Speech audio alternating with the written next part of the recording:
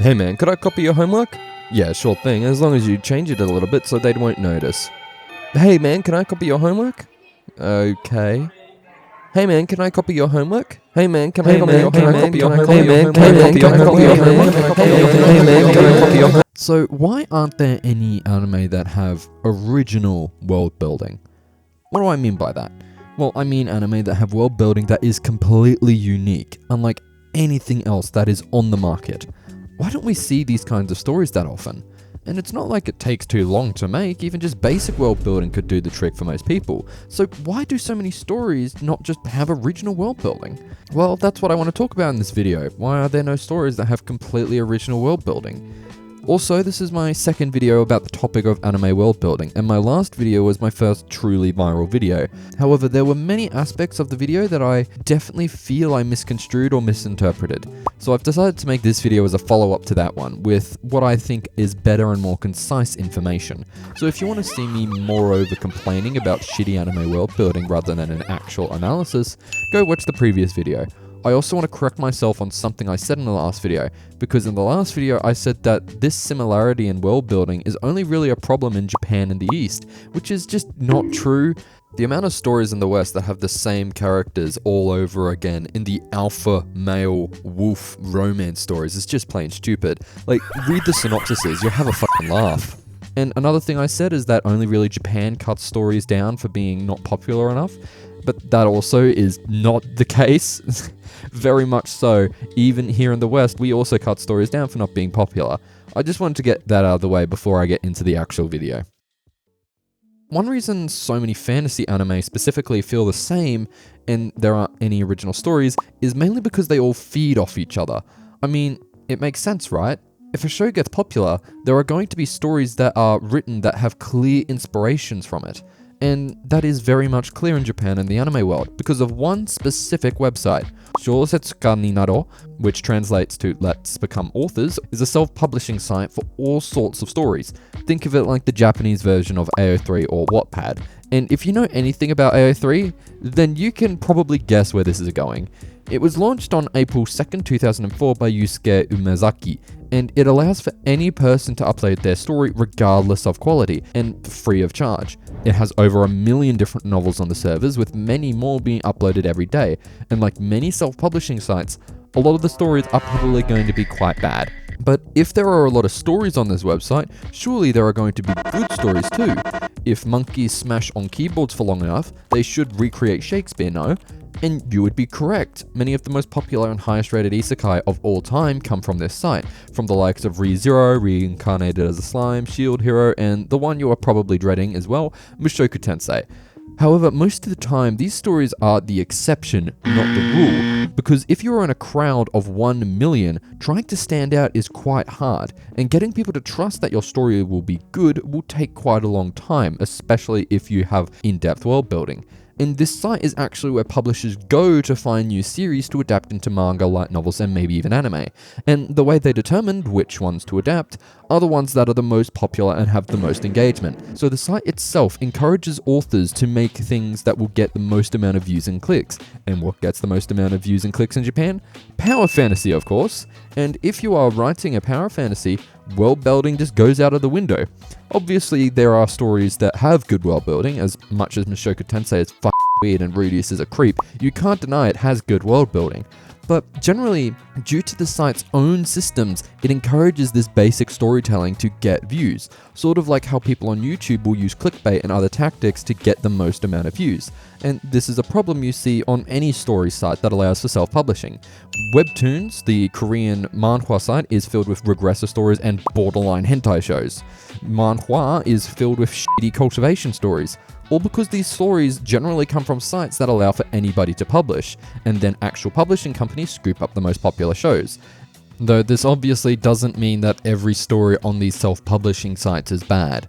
Plenty of stories are good, and most are, or at least decent. It's just that the most popular shows in these websites just happen to have the worst elements of every story on that website. But even in the popular shows that are taken from this site, the world building still feels lacking. The world still feels the same even if the story itself is really good. Nothing feels new nowadays, and that's the main point here. And there are a few reasons for that. 1. From a storytelling perspective, why would you go to the effort of making a completely original world? I mean, it'd be cool and all making a story that has floating islands that communicate with gas giant whales that have magical powers, and the power system being based on how fast you can communicate with the clouds. However, it is completely and utterly different from what we are used to. We as readers have nothing to grab onto, and the author has to spend a f***ing long time to explain the mechanics of the world. Otherwise, you would have no idea what the heck is even happening in the story or how anything works. They have to offload a lot of information onto the reader. Cognitive load, it is called. And unless the story is about exploring this world of weirdness, there isn't much reason to put all of this effort into creating a brand new world. Why would you create this massive, beautiful fantasy world if it's going to be a romance? You're not focused on the world, you're focused on the romance. For example, the power system in the irregular at Magical High School is actually quite complex. It blends technology and magic together and has a very in-depth and interesting system. The real world is connected to a parallel world called the information dimension. Here there is a corresponding scion information body to every item in reality, and when something happens in either one, it happens to the other one in the other dimension. So if you cut someone's hand off, the corresponding scion information body will also have its hand cut off, and also vice versa. If you cut off their hand in the information dimension, their hand will be cut off in the real world. And the way the magicians use the magic is using CADs, which processes what spell you want to cast into the information dimension using mental blueprints. And these magical blueprints come from the magic calculation area in the subconscious mind of the magicians, where the magic activation sequences are turned into full magical sequences. Now, this is a very good and in-depth magic system. The author has done great lengths to develop the system and all of its intricacies. However, it's too much. There is too much here. Sure, it is cool, however, it is so complex that the story has to pause for multiple minutes so that characters can explain how their magic works. And that just completely kills the momentum of the story. If you have to sit around during fight scenes listening to people explain their magic, and you have to memorize all that, it just becomes tiring, and people are going to get bored. However, it's not like you can't have a complicated magical system in your world that has been well thought out and explained. The difference is just how you explain and present these systems. Which Atelier's magic system is probably one of the best out there in the fantasy anime space. It feels unique, complete, and original, but the best thing is that it doesn't feel like a slog to get through and learn all the systems. The magic system doesn't feel like it has 50 different variations of itself, and doesn't need explaining down to the atomic level. And the best thing is, it feels like a coding system rather than a brute force magic system. You theoretically could create any kind of spell you could imagine, just with enough time and practice. But the show doesn't need to explain how each and every spell works, or how to use each of them. It just says that it works and then moves on. And since we are following an outsider's perspective in this world, it feels justified when a place or system is explained to us. It's because we are learning with Coco. It doesn't feel like the world is being shoved down our throat just so we can understand the story. And that's the best way to explain a magic system. If you don't need to explain it, don't. The audience will figure it out themselves. You don't have to explain every intricacy behind your system. If you explain it to a reasonable enough point, then you can get away with not having to explain it. As a rule, explain it 2 levels down, generally for any system. So for Witch Hat Atelier, it's why can magic be cast? Well, it's because we use special ink and drawings. Why? Why do you use the ink? Because the ink is the source of the magic, so it must be what we use. And that's more than enough. You don't have to explain an entire system of magical atoms that go into people's minds and souls to cast the magic. You can well build that behind everything else, but if you don't need to explain it right now, don't. You can have original world building that is complex and interesting. The difference is just how you show and explain those systems. However, what ends up happening more often than not in these fantasy worlds is that the world building of these stories becomes extra lazy. They just end up using the same magic systems and the same worlds over and over again, mainly because it is easier to get right into the story. If the story is similar to what we are used to, then there is no need to explain all the intricacies of each system in the world, because it is quite obviously the same as everything else. The author doesn't have to waste time explaining it. And we as an audience, if the world is the same as everything else, we don't have to think that hard about how the world works or why it even exists. Because people don't see, oh damn, it's the same cake I've had 50 times. They think, holy shit, it's another fucking cake, let's fucking go. Before we move on, I would also like to clarify something. When I say original world building, that doesn't necessarily mean good world building. Just because a show is using the same systems and races over and over again doesn't mean that it is bad world building. Just look at Reincarnated as a Slime. Most of Season 3 is literally dedicated to world building, and having original world building doesn't immediately make it good. Just look at the Irregular Magical High School. Just wanted to point that out there. Now, one of the biggest complaints I see a lot when people talk about world building is they want something completely original, something they've never seen before, not even in the context of fantasy. Like, sure, there can be magic, but they want the magic to be derived from, like, complicated math equations and it's all explained. But it is really hard to imagine something completely original. I want you to close your eyes and imagine a brand new color, a color you have never seen before. Can you?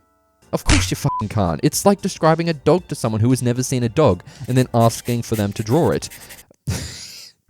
It's hard for us as people to imagine something that has never been imagined before. That's why cosmic horror is so scary. It's the fear of not being able to imagine it. So what we do instead is build up from what we already know. Maybe you have never seen a dog before, but you have seen cats, rats, and other mammals. So you could probably piece together what it could look like. And the same with world building. The best ones are the ones that take what we already know and expand on them. So like with making new monsters, for example, let's say you take a demon, a very easy to visualize monster deeply rooted in human history, and change a few things here and there. So let's make it so that the demons are called devils instead to make it feel scarier, and that they replicate human fears. And some are more powerful than others depending on how scared we are of the corresponding sphere. Hey, look at that, we just described the devils of Chainsaw Man. This is the reason so many fantasy races look so human-like as well. If they were completely and truly alien to us, we wouldn't even be able to understand them. And if we can't understand them, we can't tell stories about them. This is probably the reason catgirls and anthropomorphized animals are so common in fantasy stories. It's much easier to say, imagine a dog that walks and talks like a human, instead of trying to say, imagine an octopus race of people that look like octopus and control people by infecting their minds by shoving their tentacles through people's skull through the magical membrane of surrounding brains everywhere. You can't imagine that. Sure, we want to see completely new and original things in our stories, but at the end of the day, most things you are going to see are going to be reinterpretations of previously existing ideas, because it is just easier to do, rather than making a story on a planet of underwater sentient kelp that lives in a black ocean orbiting around a star that uses up quarks as its power source. Finally, so we can make it easier to classify these new creatures that we see in stories, we assign them into predetermined archetypes, tropes. Humans are pattern recognition machines. We see, we learn. And a lot of these archetypes that we see in stories are based on our own human experiences. Because at the end of the day, every story is a human one. Could you imagine a story told from a pufferfish's perspective? And could you do that without projecting our own human ideas onto it? Most of the things we see in stories are already based on human history and experiences, and we apply those preconceived notions onto stories and its themes. So the Demon Lord in fantasy is similar to the ever-present threats in the world, such as distant wars or evil people. They could one day reach us, and we have to go stop them at some point, but for now they are just there. Or how the elves are generally a personification of our fears of time and declining prosperity. We use these basic story elements because they are what we are used to and what we can relate to. And side note here, this is probably why there are so many monster isekai where the main protagonist initially reincarnates as a monster of some kind, and then gains the ability to become a human again. It's just because it is harder to relate to a monster, while it is much easier to relate to a human being emotionally in the story. And even in their monster forms, they still have the same eyes and human features. While not completely human, they are still resembling it. I mean, I'm not complaining though. We got Bunny Girl Rimuru out of it. And it isn't a bad thing to use tropes, that's what they are here for. They exist because of how we as human authors create stories, and how we implement different ideas into them. Like for example, that's why the 7 deadly sins are so common. They're something that we can all easily understand and relate to, as most of us have at least experienced one of them at some point in our lives. Even when they aren't outright told to us, we can see when a group of people represents the sins. And because they are so easily recognizable, it's much easier to make a new story around them. Take Fullmetal Alchemist Brotherhood, for example. It doesn't even try to recreate what they are, or make them something brand new. Instead of trying to make a brand new version of these characters, it instead perfects them, exploring more aspects of them that we haven't seen before. Like how even though greed is a sin, it can also be a good person, even if it is inherently evil. You don't have to reinvent the wheel every time you create a world. We already have plenty of wheels. Your job is just to use those wheels in a new and interesting way.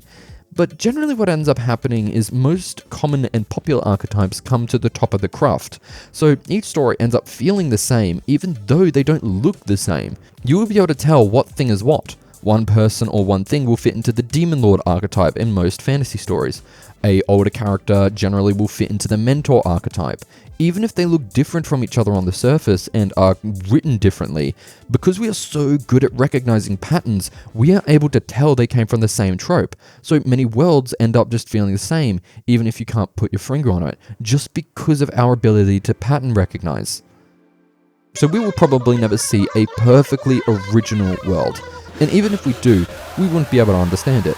But that's okay. We may never be able to truly reach the speed of light, but we will be able to get damn close. I mean, there are still plenty of series coming out and that have come out that do get pretty close to being perfectly original. You don't have to reinvent the wheel, you just have to reuse it in a very interesting way.